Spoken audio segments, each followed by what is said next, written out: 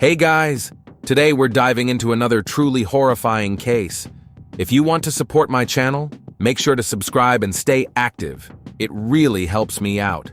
I'd be super grateful for that. Let's get started. In March 2017, Mont-Saint-Hilaire, Quebec. Early morning. A police officer arrives at an apartment building to accompany a woman who's here to collect her things from her ex-partner's unit. He heads into the wrong entry by mistake, costing precious minutes. When he finally reaches the correct door and knocks, a man answers. His hands are stained with blood. "Is that your blood?" the officer asks. "Number, it's hers," comes the reply. Daphne Huard-Boudreau was born in 1998 in Quebec. Her childhood was split between two homes. Her parents separated while she was still in school. Both mother and father remained involved in her life, but she learned early on that she had to build her own sense of stability. From a young age, Daphne learned to adapt, to be diplomatic, to keep the peace in relationships, among people, in her surroundings.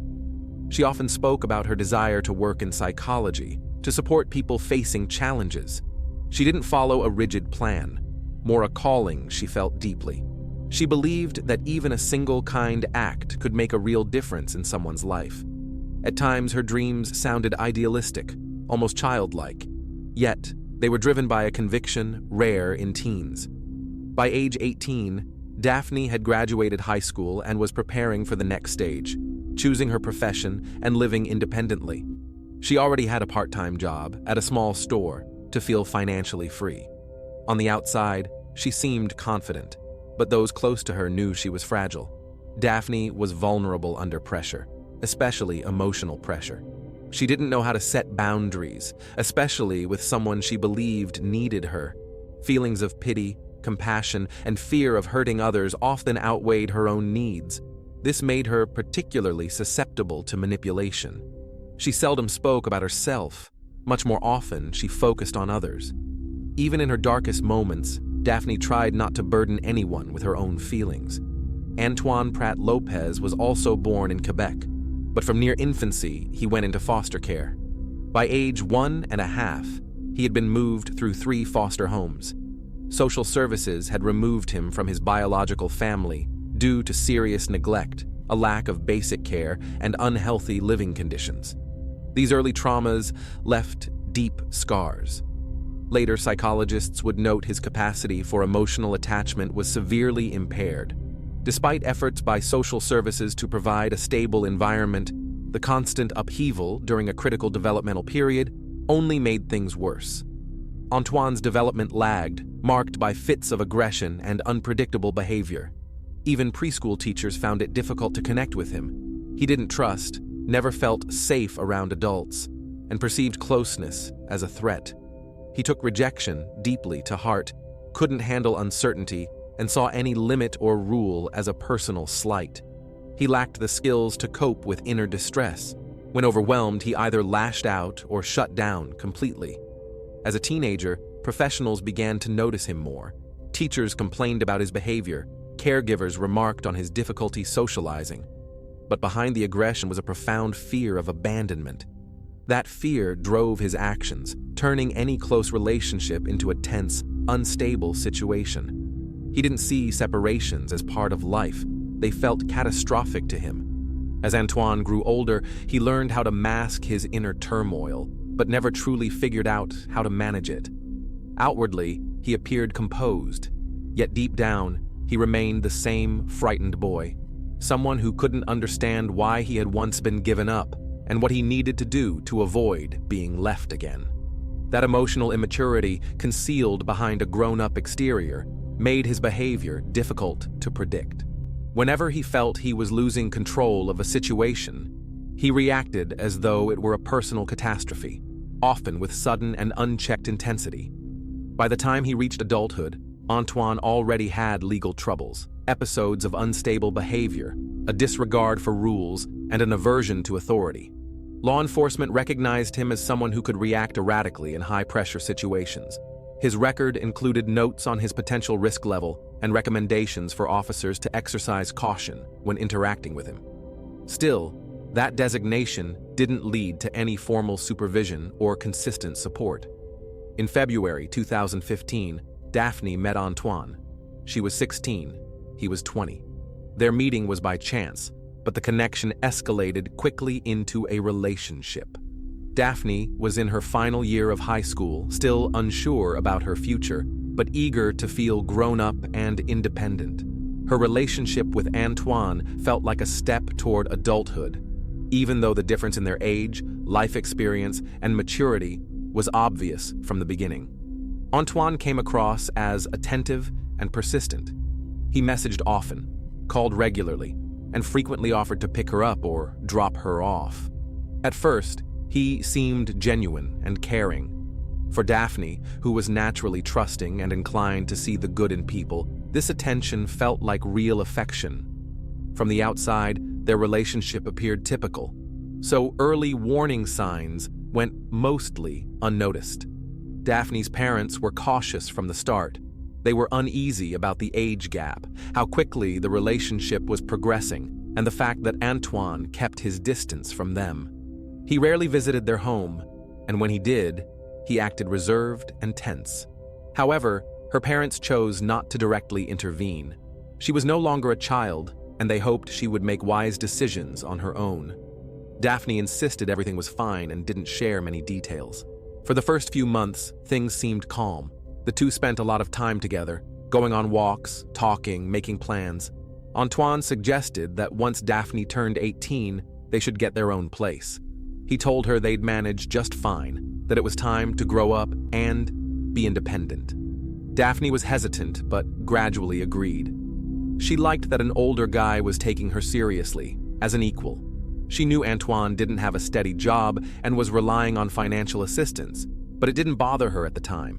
He said he had health issues, and that this was all temporary, and she didn't press for more information. To her, the heart of any relationship was mutual support and understanding, so she made an effort to be patient. Even the fact that most of the expenses fell on her didn't raise red flags. During that period, Antoine started showing possessive behavior, but not in an overtly aggressive way. He became jealous of her classmates and acquaintances, would get upset about her social media interactions, and asked probing questions about her past. Occasionally, he told her she shouldn't hang out with people who didn't respect their relationship. At the time, this looked like typical romantic jealousy and didn't cross obvious lines. Winter and spring of 2015 turned out to be the calmest stretch of their entire relationship. Neither Daphne nor her loved ones realized just how volatile and dangerous the person close to her could become. From the outside, it looked like a standard teenage romance, full of emotion, plans, and hope.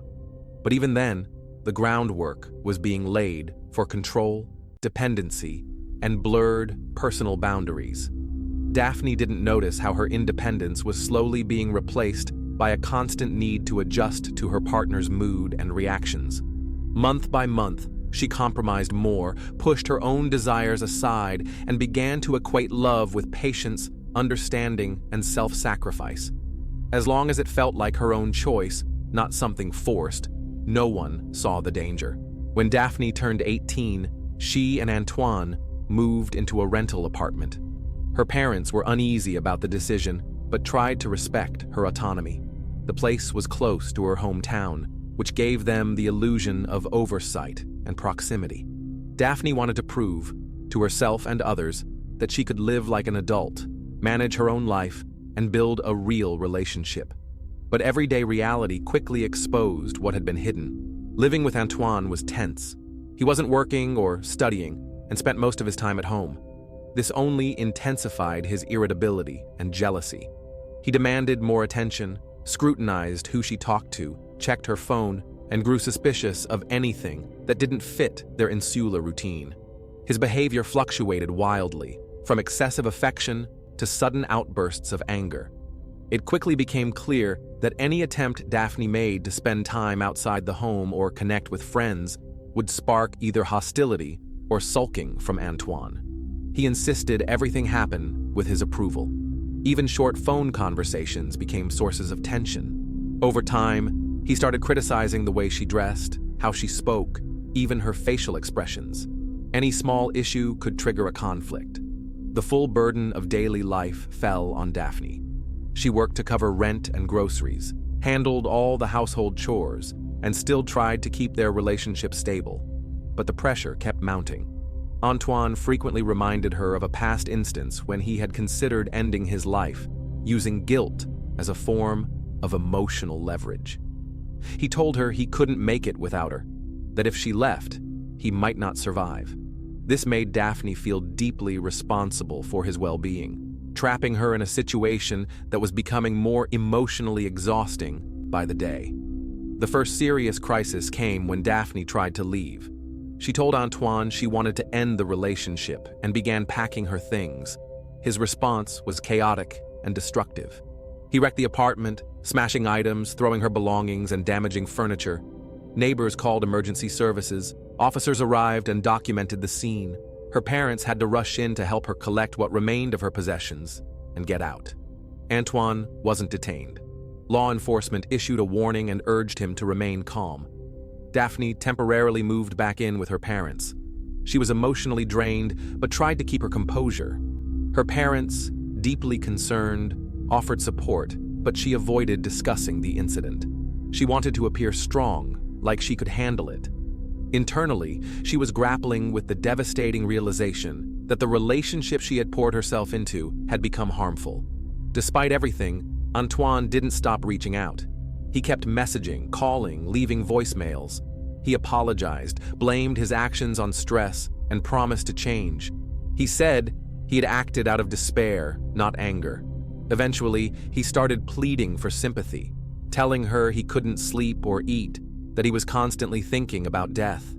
He claimed she had abandoned him at his lowest, that no one else mattered but her. Daphne was torn. Despite her fear and disillusionment, she couldn't cut off contact completely. A mix of pity, guilt, and concern for his well-being weighed on her. She was too young to fully distinguish love from emotional dependency, attachment from obligation. Her parents tried to persuade her not to go back, but they didn't push too hard. They couldn't legally prevent her from reconnecting, and gentle reasoning hadn't worked. After the fallout from the incident at their apartment, Daphne attempted to maintain distance. She stayed at her parents' house, resumed her daily routine, but Antoine kept reaching out. He continued trying to rebuild the connection. In parallel, Antoine started trying to isolate her again. He claimed her family and friends had turned her against him, that they didn't understand how vulnerable he truly was. He appealed to her compassion, saying he'd get therapy, find work, change for good. He asked for one last chance, a final opportunity to make things right. For someone like Daphne, who always wanted to believe in people's potential, his words sounded sincere. She didn't want to believe the person she once trusted couldn't grow. When she went back to him, she hoped they could regain balance. But the situation hadn't changed. Calm spells were short-lived, replaced quickly by jealousy and control. He kept checking her messages, demanded explanations for her every move. Under the guise of care, he limited her interactions, criticized her appearance, and tried to control her daily decisions. The emotional roller coaster continued, one day filled with desperate affection, the next with resentment at any show of independence. Daphne became increasingly quiet. She avoided provoking conflict, stopped talking about the future. Her self-confidence eroded. She no longer shared her struggles with anyone. She grew reserved, withdrawn. She feared that another breakup might lead to tragedy, but also recognized that this relationship was quietly eroding her sense of self. Antoine sensed he was regaining control, but this time, it wasn't through aggression. It was through emotional dependence. His pressure became constant, though less overt. He used guilt, silence, accusations of betrayal. Anytime Daphne tried to assert herself, he would lash out emotionally. He made her feel that without her, he couldn't survive. That if she left, something irreversible would happen. This created a vicious cycle. Under these conditions, Daphne could no longer see the situation clearly. She lived in a state of constant tension, unable to fully believe she could walk away without serious consequences for him. Her attempt to save someone had slowly stripped her of control over her own life. In March 2017, Daphne made the final decision to end her relationship with Antoine. There was no argument, no dramatic confrontation, She didn't go into detail about why she was leaving. She had already tried too many times to start over. This time, she quietly packed her things and left their shared apartment. For the next few days, she stayed alternately with her mother and father.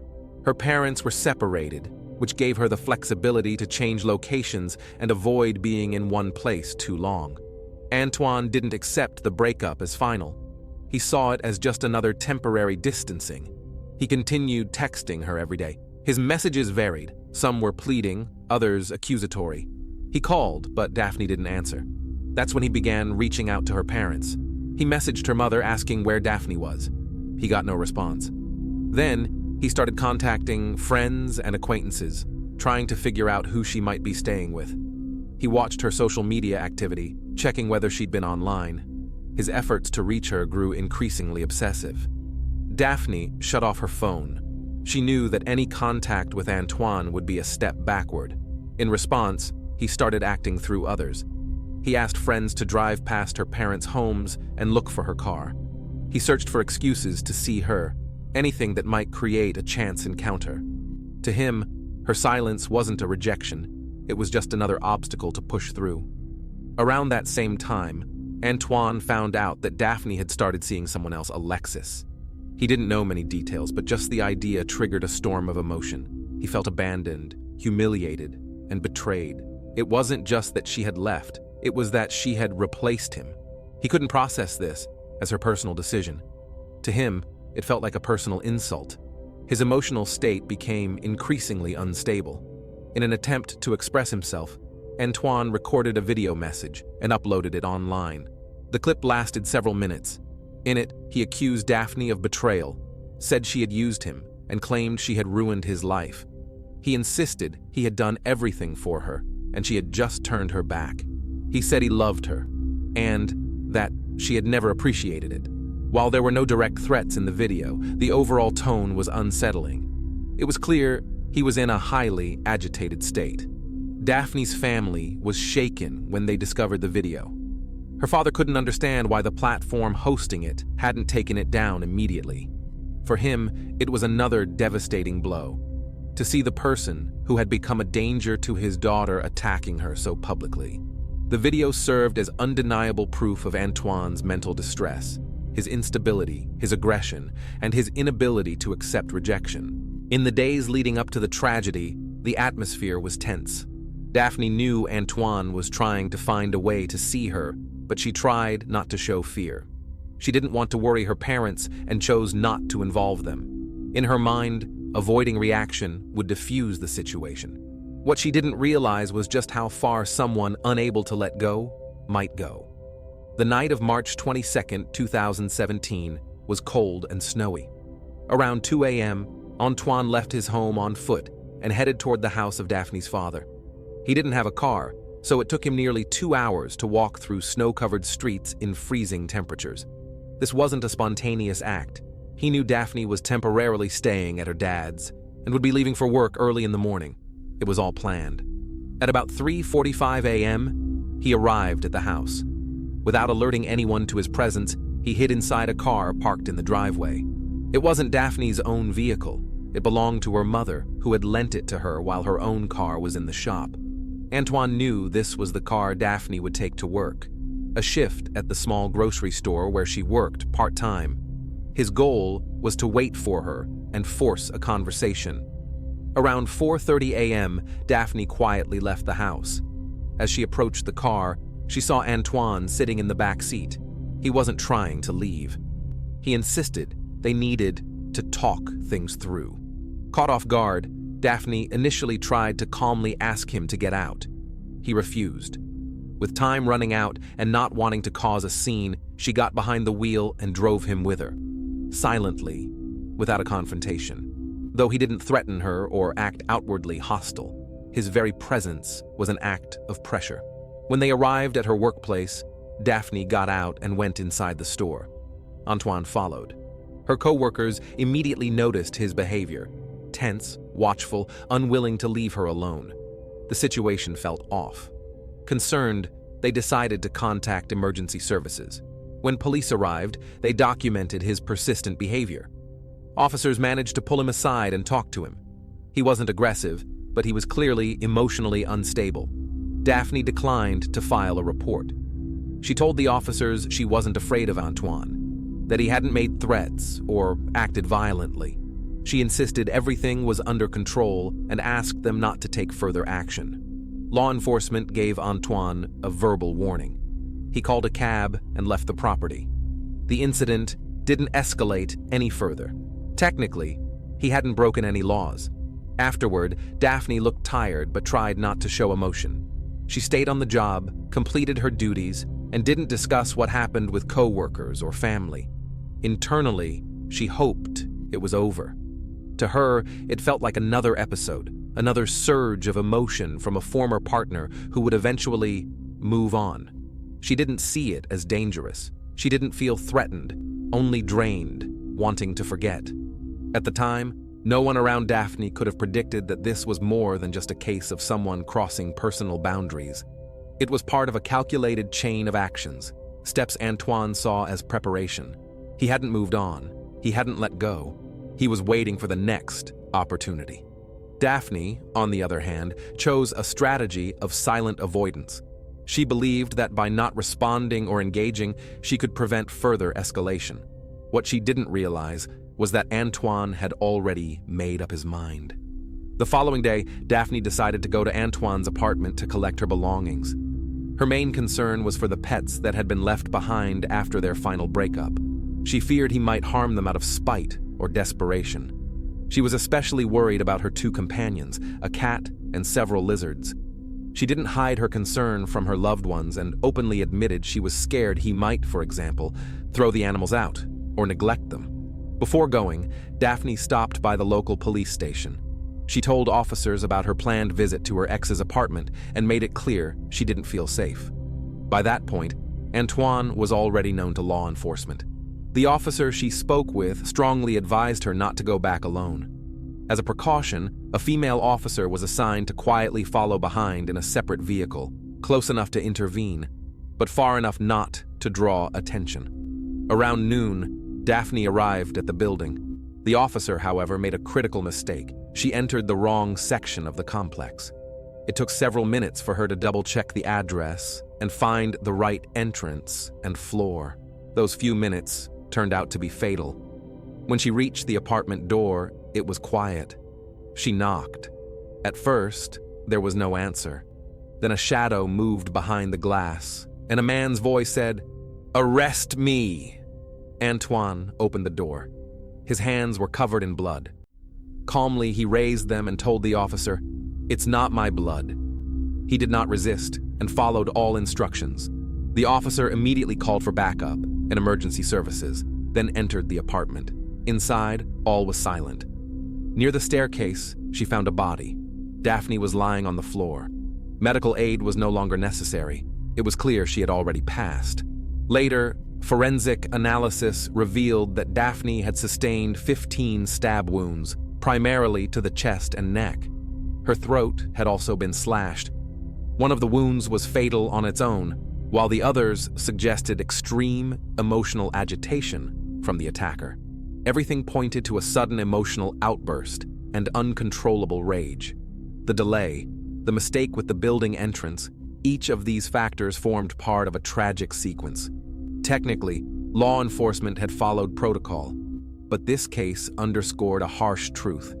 When dealing with someone potentially dangerous, even a small delay can cost a life. The scene of the crime left no doubt about the nature of what had occurred. Blood was found in multiple areas of the apartment. There were palm prints on the leg of a table and shoe prints near the entrance. The perpetrator had made no attempt to conceal evidence or stage a robbery. Everything pointed to a deliberate personal attack carried out in a state of extreme emotional agitation. Antoine was immediately taken into custody. At the station, he admitted to what he had done. He didn't deny the act or try to justify it. He simply stated that he had crossed a line and that it happened fast. He gave no detailed explanation and showed no signs of remorse. His condition was documented as stable. He had no visible injuries and declined medical assistance. As the initial interviews were underway, news of what had happened reached Daphne's family. Her father was the first to be informed. At first, he didn't grasp the full gravity of the situation. The call from law enforcement was brief and lacking in specifics. He was told there had been an incident and that he needed to come in urgently. It was only at the station that he received the confirmation. His daughter was gone. The parents' reaction was as heart-wrenching as one would expect. Daphne's mother was in shock. Her father couldn't believe it was real. Until the very last moment, they had hoped that the situation with Antoine would end without tragedy. They had known he was unstable, had worried, and had urged Daphne to be cautious. But neither of them believed it would escalate to this level. Authorities informed them that the body had been discovered in the presence of an officer, that emergency help had been called, but that it was too late. That same day, the family was formally notified that an investigation had begun. They were told that Antoine was in custody, had confessed, and was being held. Daphne's body was sent for forensic examination. Investigators advised the family not to visit the apartment while the scene was still active.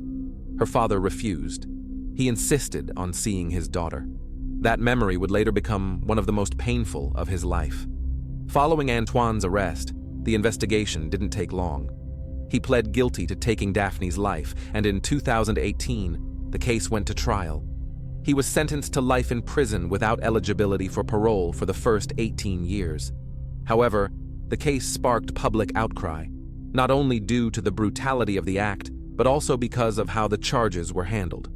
The prosecution and defense reached a plea agreement. The charge was reduced to second degree, meaning the act was not deemed premeditated. From a legal standpoint, the ruling meant Antoine's actions were not classified as premeditated. But for Daphne's family, especially her father, the decision was deeply upsetting. He firmly believed the crime had been planned. The fact that the attack occurred just minutes after Daphne entered his apartment without a prior argument pointed to premeditation in his view.